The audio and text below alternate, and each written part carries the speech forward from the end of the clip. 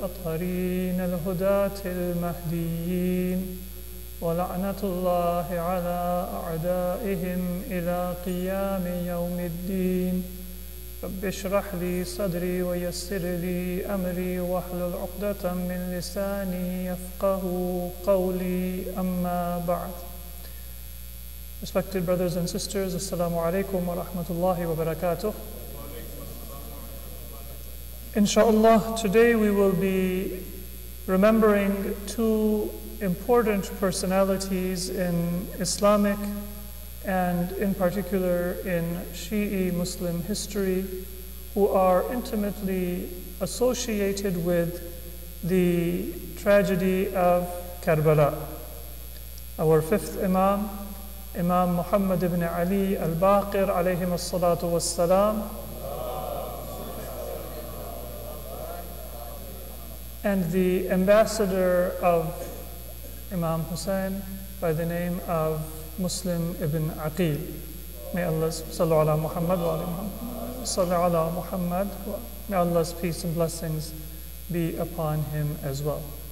And the look at their life and the circumstances in which they gave their life for Islam offers us an opportunity to look at Karbala from two dimensions. One is the events that took place in the immediate beginning of the tragedy of Karbala and some of those preliminary stages of the movement of Imam Hussein. And then one is the events that took place after Karbala, the consequences and the results. Both Muslim ibn Aqeel and Imam Baqir, they were among the people who were involved in those events. Of course, Muslim ibn Aqeel, he was martyred just a few weeks before the Imam reached Karbala, and Imam Baqir was present in Karbala and was one of the captives and one of the survivors of that tragedy, who was also one of its most vocal and eloquent propagators in the decades after the event of Karbala.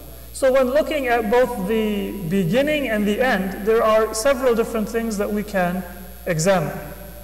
We can talk about the societal influence that Ahlul Bayt brought to bear and the societal effects of Karbala. So what was it that was taking place within the Muslim world? In Kufa or in Iraq or in the rest of the Muslim world that caused Imam Hussein to begin the movement which ended in Karbala? That is the societal aspect of that movement. And then we can look at the societal consequences. How did that martyrdom and the example of that martyrdom affect what Muslim society was like after Karbala? And that is something that during our Muharram commemorations we often look at, both the beginning and the end on a societal level. Another element that we can look at is the political aspect of the movement of Karbala. Politically, how did Muslim ibn Aqeel, as the representative and the ambassador of Imam Hussein, become involved in Kufa? And what was the nature of his movement? And then what were the political effects and consequences of that movement for the Muslim community and in particular for the followers of Ahlul Bayt? Similarly, we can look, in addition to the political and the social dimension, we can look at the spiritual, we can look at the theological and the other religious aspects of Karbala, both from the before and from the after side of the equation of those events. But one aspect which is of particular importance to us is the communal aspect of Karbala. By communal, I mean, what does it tell us about the nature of the relationship that the Imams wanted the followers of Ahlul Bayt to have among themselves? And how did the Imams want us to interact with one another? What kind of identity do we need to have? What kind of interactions do we need to have? What kind of priorities do we need to have as a community of followers of Ahlul Bayt in order for us to be true to their mission and their movement?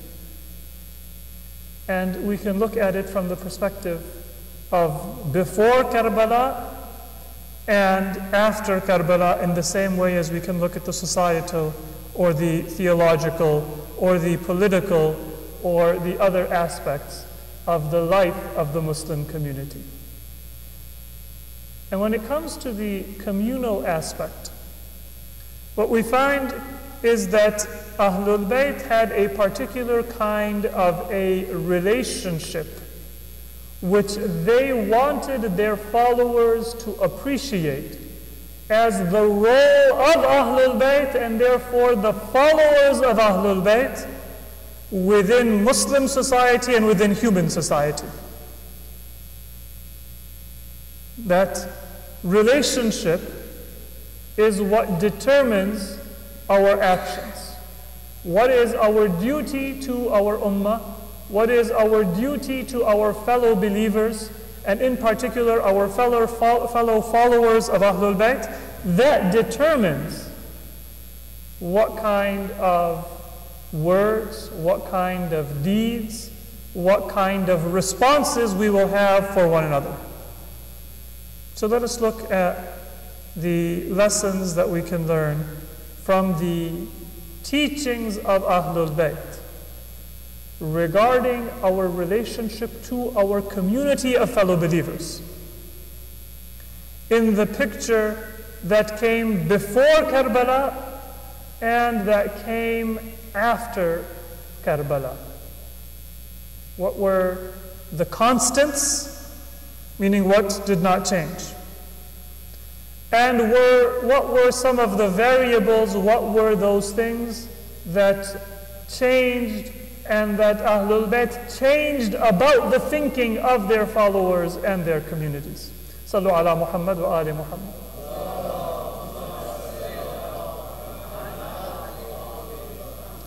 Now, in one sense, we can say that the mission of Muslim ibn Aqeel, it was not a successful mission, in the sense that the Imam sent Muslim as his ambassador to go to Kufa to bring the allegiance of the people and unite them behind the authority of Ahlul Bayt.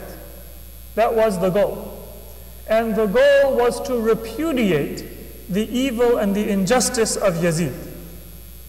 And the end result of that is that Kufa was not able to succeed in repudiating Yazid or in repudiating Ubaidullah ibn Ziyad, the governor of Yazid, who had been appointed over Kufa. It was not successful in uniting behind their allegiance to the Imam. It was not successful by and large in sending their men of fighting age to come to the defense and the protection of Ahlul Bayt. And after Karbala, Kufa also was not successful in even protecting the captives, the women folk and the children and the captives of Ahlul Bayt who were brought to Kufa from Karbala.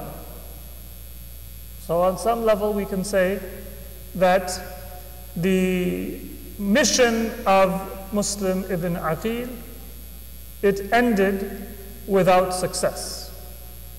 But can we use the word failure to describe that mission?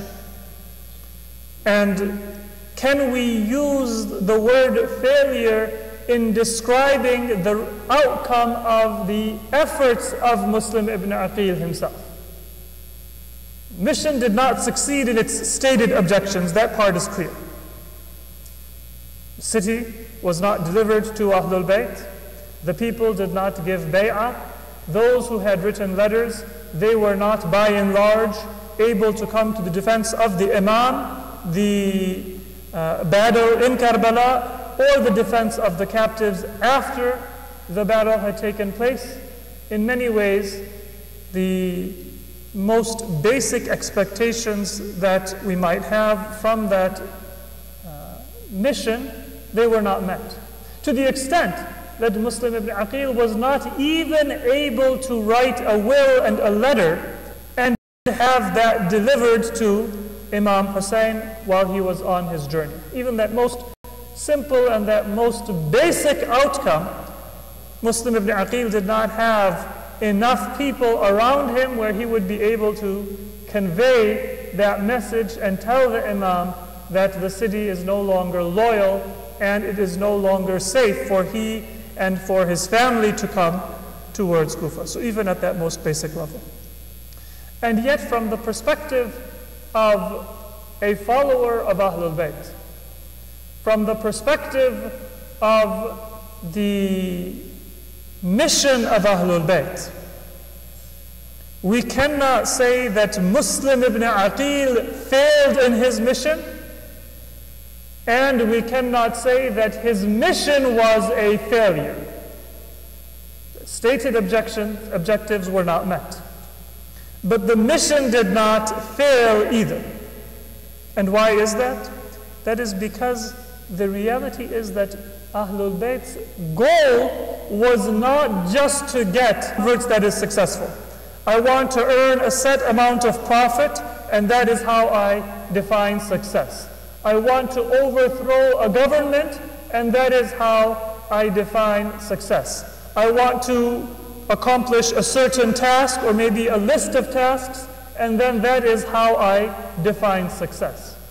The Imams wanted to set in motion a process that would allow the conscience of the Muslim community to be awakened after successive generations and years of Umayyad propaganda had put the Muslim conscience to sleep and had almost killed it. The goal of Ahlul Bayt was to restore Muslim sensibilities, to restore the Islamic conscience, to create a certain kind of an example where in every era, in every generation, there will be a rebirth of devotion and dedication to Islam, and people who may not have been alive in the year 61 Hijri will still feel as if Karbala is alive in their hearts. The message of Imam Hussein and the march of Imam Hussein is not a historical march and a historical message, but it is one that they are embarked on in their lives as well. And so if that is the message of the Imam, if that was the mission of Muslim ibn Aqeel, then although he did not send an army in support of the Imam in Kufa, and even he was not even able to save his own life, and he was martyred, we cannot say that he did not succeed, because Kufa became the focal point and the center of the mourners and the lovers and the followers and the scholars of Ahlul Bayt from that moment until the present day. It is from Kufa that the poetry about Ahlul Bayt spread. It is from Kufa that the ahadith of Ahlul Bayt spread to the world. Imam Zainul Abidin alayhi salatu wassalam,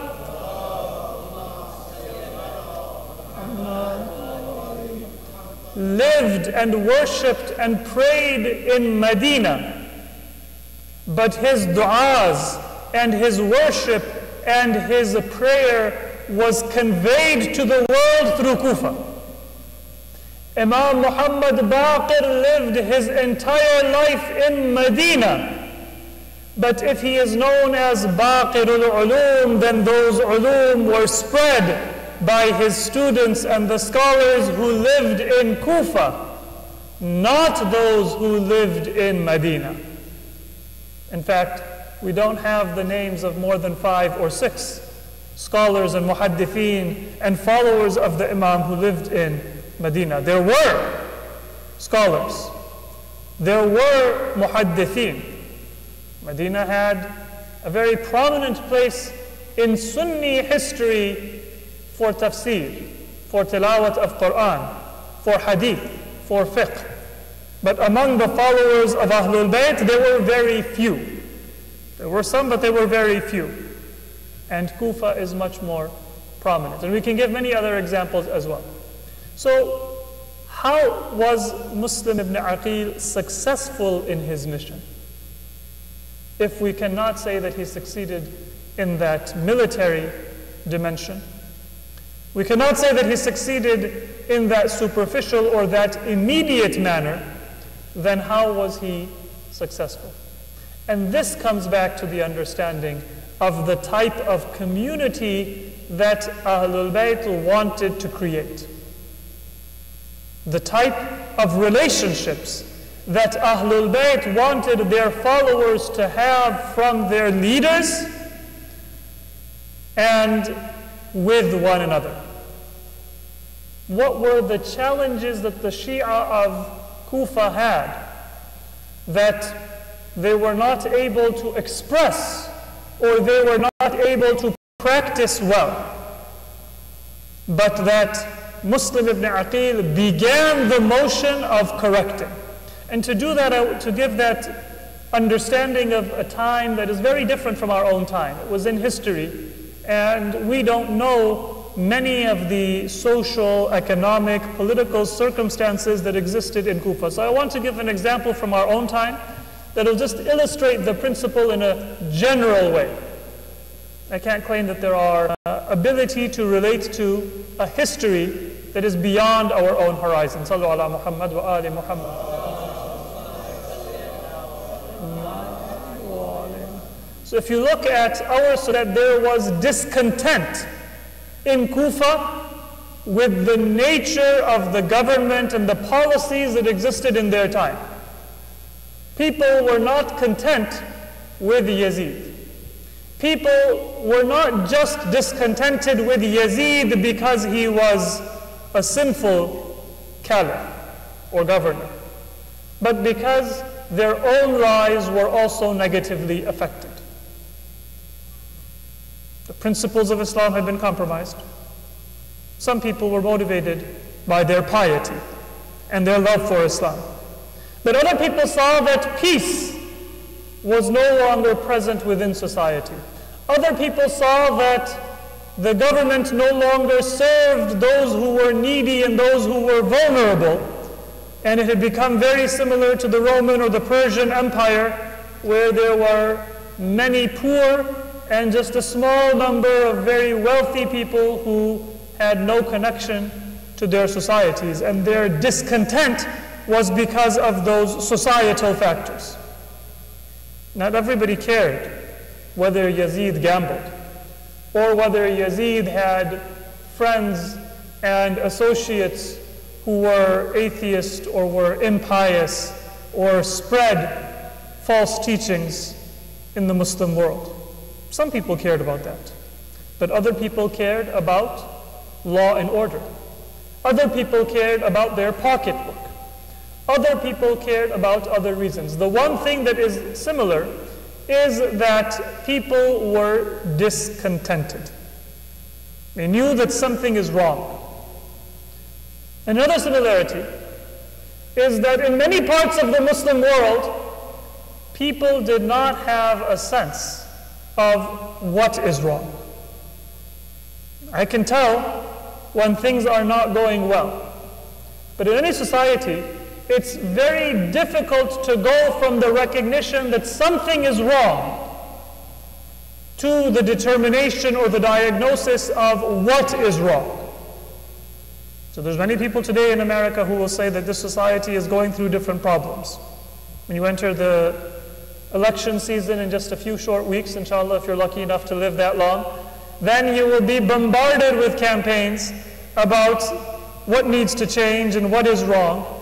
And what you will find is that people can tell if they are under economic stress. People can tell if their homes have declined in value. People can tell when they are going through different problems. But then what is the cause of that problem? Some people will blame foreigners. Some people will blame immigrants. Some people will blame maybe social or political forces within their own country. Some people may be suffering and they will actually support politically the very policies or the very people who are causing their own suffering. And other people, they may be blind to the true causes of their own problems. They think that the reason why we have a federal deficit or major problems with our federal budget, it is because of insurance that is provided to needy children, and not because of warfare or waste that occurs domestically or in foreign policy. So the example that I want to give is you can relate to the situation where clearly there are situations that are wrong. But even in a literate society and an educated society and a society with a long history of debate and a relatively free media and elections, it's not easy to get consensus. And it is not easy to get people to understand what are the causes of their discontent and their problems. That is something that is a very difficult task. Now, imagine a society that is not literate.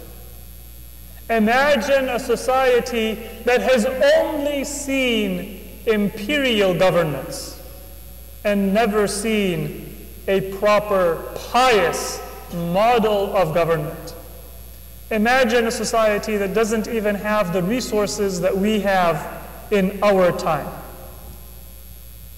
And then you can appreciate why we will say that Muslim ibn Aqeel was successful in his mission in the sense of starting a process, even if he was not able to succeed in the mission of sending an army of support to Imam Hussein alayhi salatu wasalam. Sallu ala Muhammad wa ala Muhammad.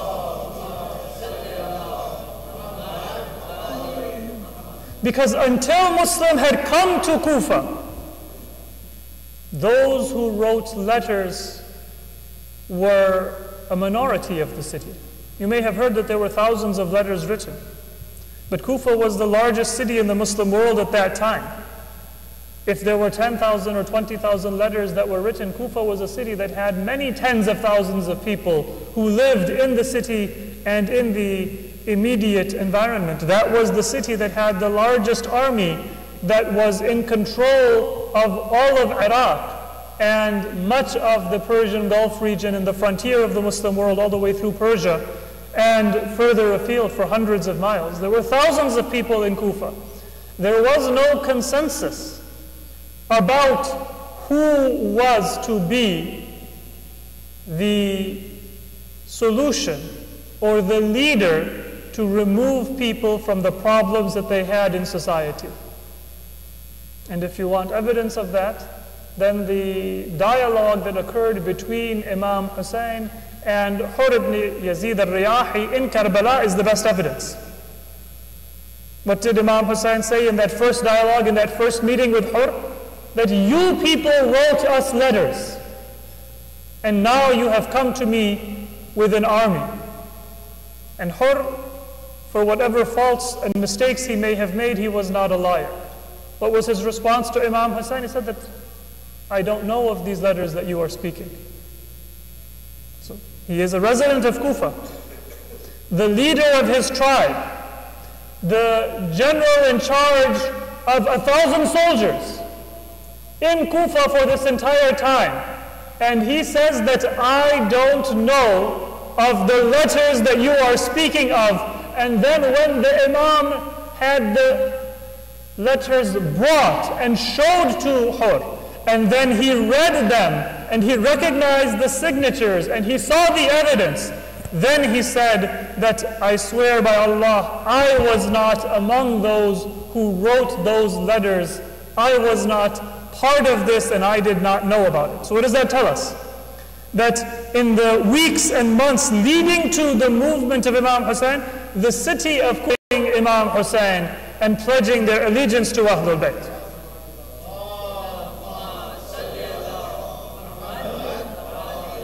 If they knew that, then Hur would have known about it. And in fact, there were people who were partisans of Uthman.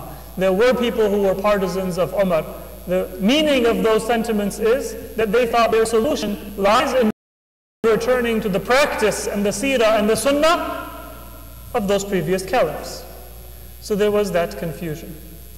What did Muslim ibn Aqeel do? He came to Kufa and he provided people a model of governance and leadership while he did not have military power. And he did not for the people of Kufa. That gave them an inkling of what is the way in which Ahlul Bayt make decisions. Just one incident, and I'll indicate it and then move on because you are all familiar, but to remind ourselves and for those who may not have that full image and that full picture in their mind at all times, when Hani ibn Urwa, when he said to Muslim ibn Aqeel that Ibn Ziyad is going to come, and he was going to visit me, and he had a sword, and so much bloodshed can be avoided, and the life of Imam Hussein can be protected. And Muslim ibn Aqeel said that I will not commit an act of treachery, even if it causes my own blood to be shed. Even if it means that I have to pay with my own life, but I will not commit an act of treachery. Now, politically, that was not a wise move. But if your mission is to start a process to waken people's conscience, then that was the only wise move. Because what Muslim wanted to tell the people of Kufa is don't expect easy, quick results. Yes, you can kill Ibn Ziyad in secret, but there will always be an Ibn Ziyad. There will always be Shaitan and his temptations and his soldiers and his followers. The solution to Ibn Ziyad is not to say that when we find the first sign of trouble we will kill him. The solution to Ibn Ziyad is to say that when we see the first sign of trouble, we will purify ourselves and devote ourselves to our cause and be ready to sacrifice and to give, so that even as one temptation comes after the other, even as Shaitan sends one soldier after the other, we will have a force of moral protection and a force of inner thousands of soldiers who came to Imam Hussein, came thinking that now his enemy is defeated and he is going to win. Then the battle of Karbala would not have been avoided. At most, it could have been postponed. But instead of that heroic example of sacrifice and purity, what would we have? We would have soldiers, perhaps, who would desert their Imam, as many of the companions of Imam Ali deserted him in the battle of Siffin, and as many of the companions of Imam Hassan al-Mujtaba deserted him on his campaign against Muawiyah as well. That example of Karbala would not have existed. So, Muslim ibn Aqeel's example gave that reminder to the Kufans that your problem is not Ibn Ziyad. He is just a symptom.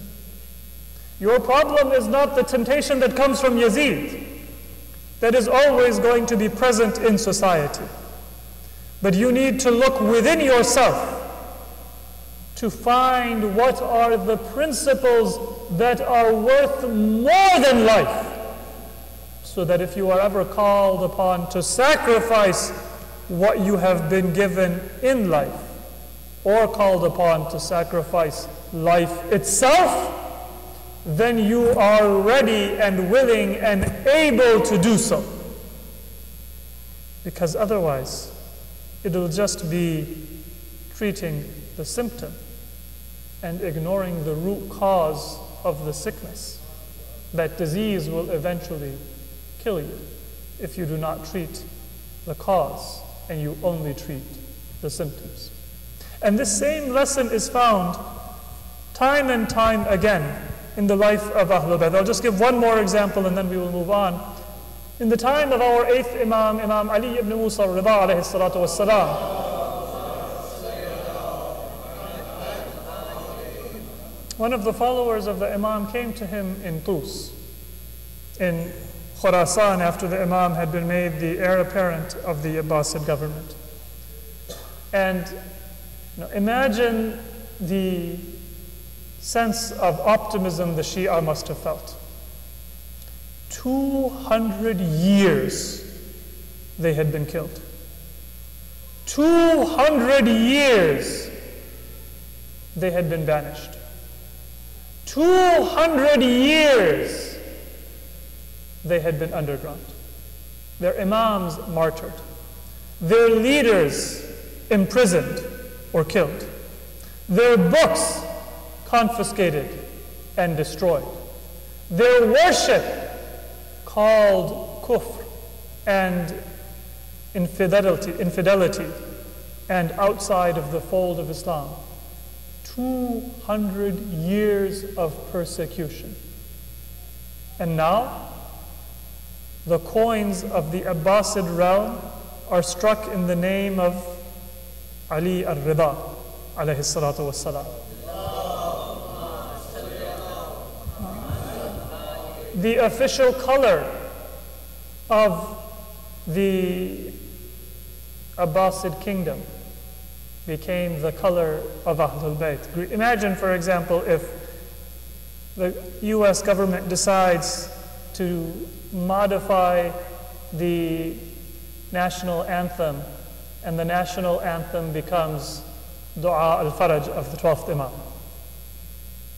Imagine if the 50 stars and 13 stripes of the US flag are changed for a beautiful green flag with Allahu Akbar written on it. Imagine if you see that kind of a change, and it would be no less shocking than that change was for the followers of Ahlul Bayt. In fact, I would say that is more so. Because now Dua al-Faraj is certainly not the national anthem, but if you recite Dua al-Faraj, nobody's going to kill you. Nobody's going to arrest you. Nobody's going to banish you. If you put a flag of Allahu Akbar on your door, nobody will confuse it for the flag of the country. But nobody is going to punish you for that crime either. So in some ways that change was probably even more shocking for those people than to see that kind of a change in our own time. Now imagine how that would feel for those who are followers of Ahlul Bayt. So a lover of Ahlul Bayt, a companion of the Imam, he comes to Imam Rida, he says that, Yabna Rasulullah, I cannot contain myself with joy. After so many du'as, so many tears, so many prayers, I feel that finally Allah is going to fulfill the prayer. And it is your standard, and your command, and your leadership that will radiate across the Muslim world without bloodshed, without suffering, without hardship. But maybe there will be an easy path to triumph and victory. And the Imam saw the optimism of his follower. He could certainly understand the depth of feeling that brought those optimistic words to his lips. If you have wished and prayed and hoped for something for so long, and it's not a personal prayer, but it is a pure and pristine prayer for the greatest things that exist in humanity, and then you see that just in front of your eyes on the horizon, then how must it feel for the Imam to say that that vision is still further away than you think? It would be almost as if you are shattering a person's dreams before their very eyes. And so the Imam looks down. And the hadith doesn't tell us, but I can imagine that it must have been with a heavy voice and maybe with tears in his eyes and in a hesitating voice that the Imam must have said that no, the promise of Allah is not going to come to pass that easily. What you see is just the superficial success of a political maneuver by Ma'mun. And just as this political maneuver came in the name of Ahlul Bayt, it will come and it will try to destroy Ahlul Bayt and resume the persecution of their followers. And then the Imam said, but don't think the promise of Allah will be forgotten. Don't think that your dream has been shattered, but recognize that it was always intended that it was going to be through sacrifice. And it was always going to be through accepting of hardship. And it was always going to be through dedication that Allah wanted His promise to come to pass in humanity. It was never meant to happen by the impure assistance of a political leadership or a corrupt elite or those who have only their own interests at heart. So we see that same message which was so beautifully laid, its foundation was laid by Muslim ibn Aqeel, it is expressed to the followers of our later Imams. And one of the wisdoms why the successor of Imam Rida may have been Imam Jawad in childhood, among many of the other reasons and wisdoms, some of which we have talked about in our previous majalis. But one of the wisdoms for Imam Jawad to become the Imam in childhood may very well have been that it allows the Shia to realize that they should not think that this promise of the success of the mission of the Imam, it is going to be something that is just immediate, or it is something that they should expect by normal political means. Because when the Imam is young, then for many people they think that it will be some time before he can gather the followers of the previous Imam around him, convince people, teach people what is his leadership. And during that time, as he exercises his authority in that young age, they will develop a different relationship to their Imam than they would if he had been older and they thought that he was just a teacher or somebody with a great deal of knowledge. And so there was a change that took place. So once again, when we look at the foundation that was laid by Muslim ibn Aqeel, there's no easy path where you go in November, you cast a vote, and you think my problems are going to be solved. Or you come to the masjid and you stay awake one night and you say that I have done my du'as for a year, and so my destiny has been taken care of. I will see you again next Laylatul Qadr inshallah in the masjid again. There are no shortcuts. You need to come in Laylatul Qadr to open up that account with Allah subhanahu wa ta'ala. Because if you don't open the account, then there is nothing that you are going to put the deposits in. But then there is a constant need to revisit that account and to continue to place those deposits and manage those affairs. Or else, just by that one act or that superficial act, you will not get the necessary result. And with that, let us move to Imam Baqir. What was the outcome of Karbala? The outcome of Karbala now is when our fifth Imam is to show people how that is to be reflected in every area of society. I don't know if you've ever experienced this, where you have somebody who has offended you, maybe because they've looked down on you. Let's say that somebody, this is something that we have in our communities occasionally, maybe families. There is a competition and one parent says something that might seem to be less than graceful about the academic ability or the success of somebody else's children. They're maybe not as successful as my own children are, or not as smart. It's one thing to give the response and say that I'm going to tell that person that they have no right to say something like that. It's pretty easy to come back with an equal insult when we feel offended or we feel insulted, for our own reasons or for other people's sake. If you look down on me, then it's very easy for me to say that I'm not going to deal with you, or that I will respond in kind. Sometimes maybe I will say twice as much to you as you said to me. But however, that's the easy response.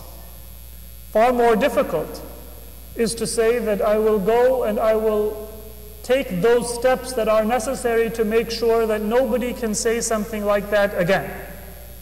To actually spend that time to help my child succeed or excel in character, then it's very easy for me to tell my friend when they give me advice, or my spouse when they give me advice, that no, you're wrong, and what about this, and what about that?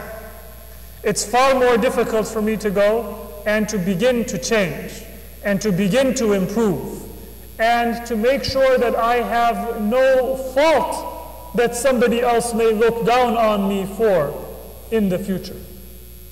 So the job of Imam Baqir is now to explain to the Muslim community how that message of Karbala applies to all areas of their life. Because one message that some people took from Karbala is that whenever Islam is threatened, bring out your sword. Whenever Ahlul Bayt are threatened, then just go and insult the other person like they insulted you. Call out Yazid publicly. Call out Muawiyah publicly.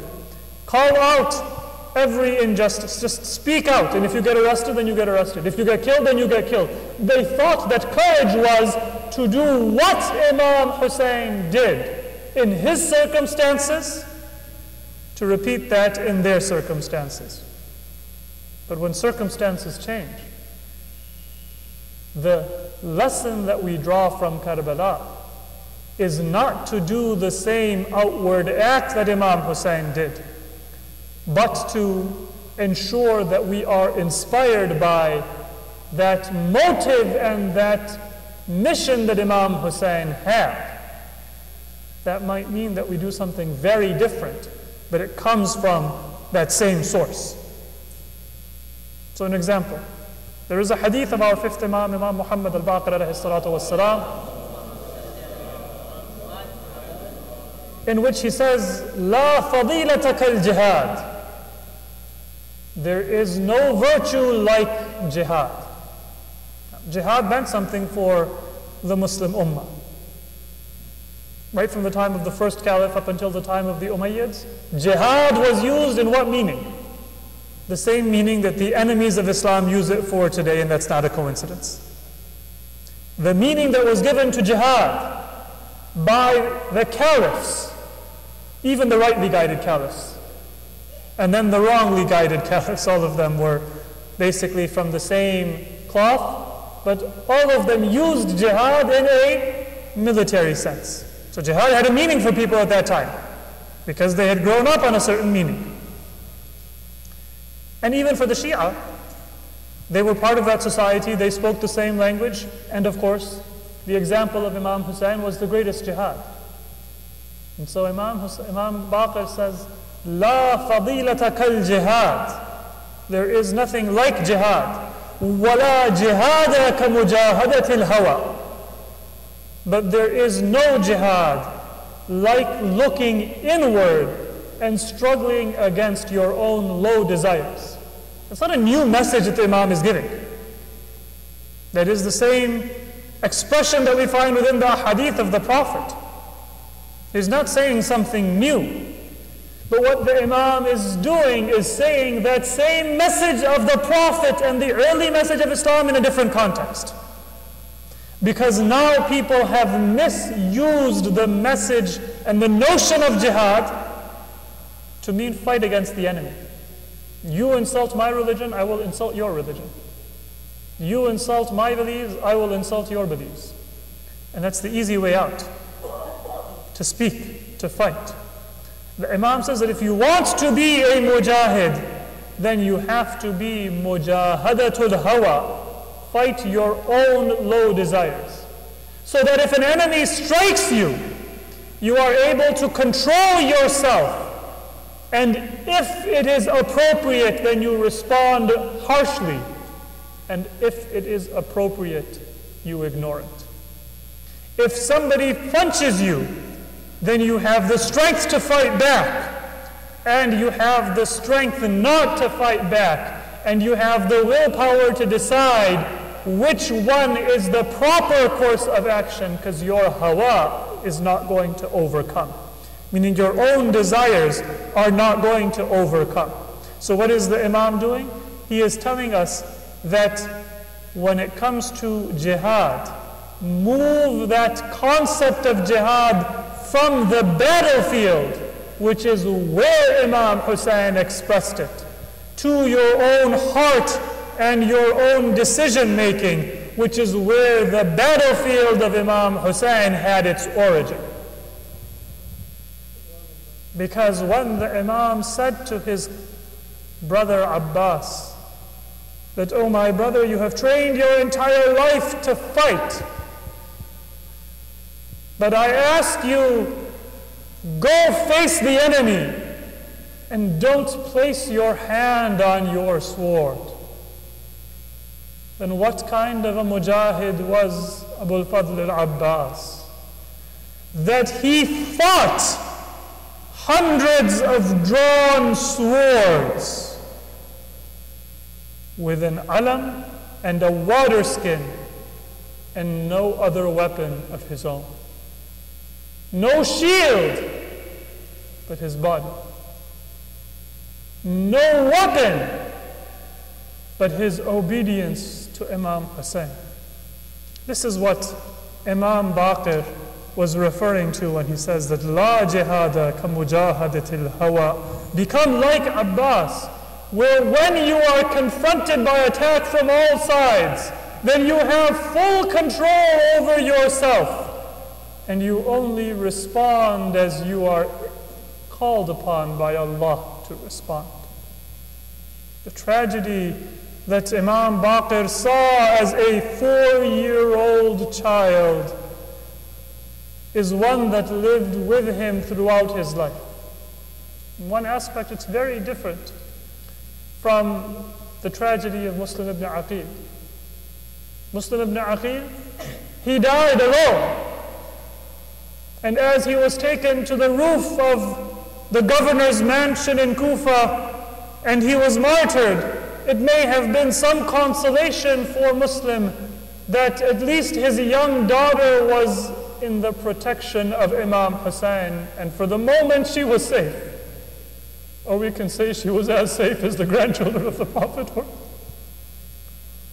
And Muslim ibn Aqeel, he gave his life without having to see his children suffer before his eyes.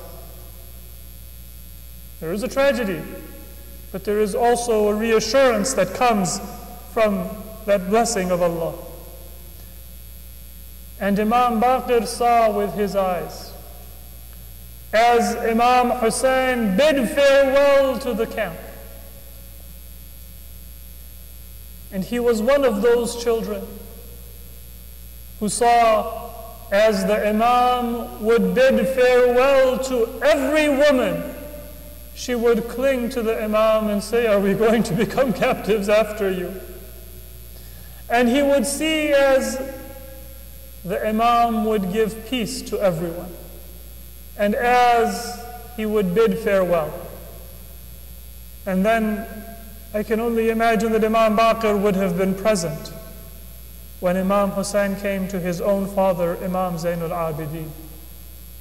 Imagine from the vantage point of Imam Baqir, imagine the memory that he must have had on his own deathbed when he was dying by being poisoned and surrounded by his children and his family in Medina. He must have said that, "Oh my children, do not shed tears for me and do not mourn me. I am dying surrounded by my loved ones. But let me tell you how my grandfather bid farewell to his son. My father was sick with fever in a tent. He had no one to care for him. And yet when Imam Hussein came, my father asked for a sword so that he would be able to defend Islam. If you are going to mourn the loss of an Imam, then mourn not my loss, but the loss of Imam Hussein in Karbala as he marched alone to his enemy. Inna lillah wa inna ilayhi raji'un. Wa saya'lamu alladhina zalamu ayya munqalabin yanqalibun. We ask Allah subhanahu wa ta'ala to accept this majlis on our behalf.